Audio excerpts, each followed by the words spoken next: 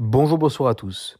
Une fusillade a eu lieu ce mercredi 12 mars à la hauteur de Domaine, près de Grenoble, en Isère, sur l'autoroute A41, a appris CNews auprès de la gendarmerie. Au cours de ces coups de feu, un homme a été tué. Il s'agit de Jean-Pierre Maldara, âgé de 71 ans. La victime est en effet un ancien parrain de la mafia grenobloise.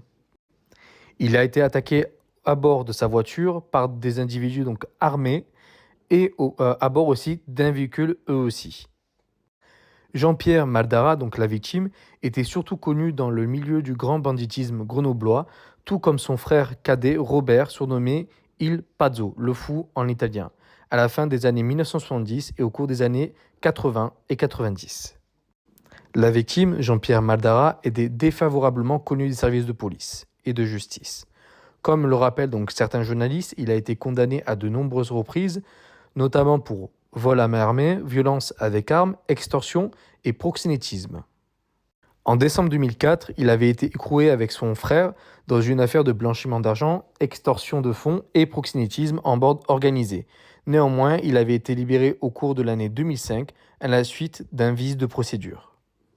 Il y a noté également que son frère Jean-Pierre Maldara Robert est porté disparu depuis septembre 2015.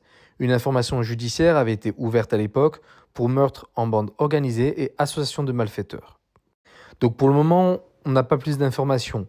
Le problème, alors oui, c'est quelqu'un qui faisait... c'est un délinquant, même un grand délinquant. Mais vous voyez que là, ce genre de choses, comment ça aurait pu mal se dérouler? Le nombre de victimes collatérales qu'il aurait pu avoir si les mecs auraient tiré n'importe comment, etc.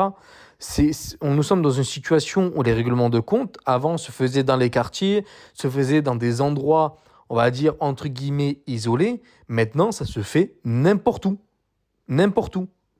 Et même dans les quartiers, vous avez déjà eu des morts qui n'avaient rien à voir avec l'affaire, qui ont pris des balles perdues, malheureusement, et qui sont morts. Et là, ça empire. Là, ça empire. C'est même sur les autoroutes. Maintenant, vous avez des gens qui se tirent dessus, même sur les autoroutes. Donc là, pour l'instant, il n'y a pas eu de mort qui n'avait rien à voir donc, avec l'affaire. Mais ça aurait pu être le cas et ça pourrait être le cas dans un avenir proche.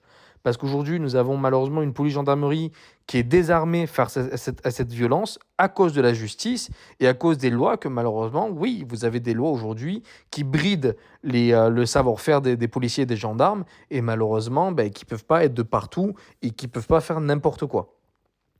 Voilà, en tout cas, pour l'instant, on n'a pas plus à dire sur cette affaire. En tout cas, n'hésitez pas à commenter, liker, partager, à vous abonner. Je vous remercie et à bientôt.